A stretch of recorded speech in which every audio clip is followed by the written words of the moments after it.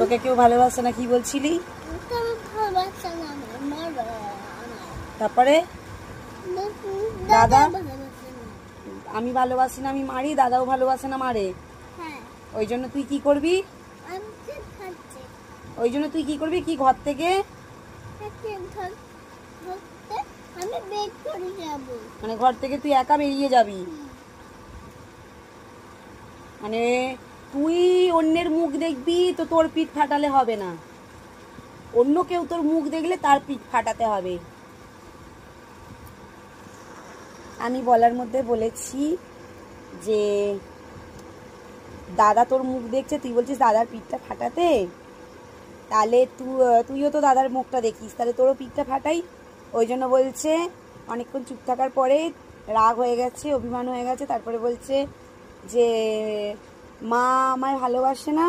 না কি বলছিল বাবু?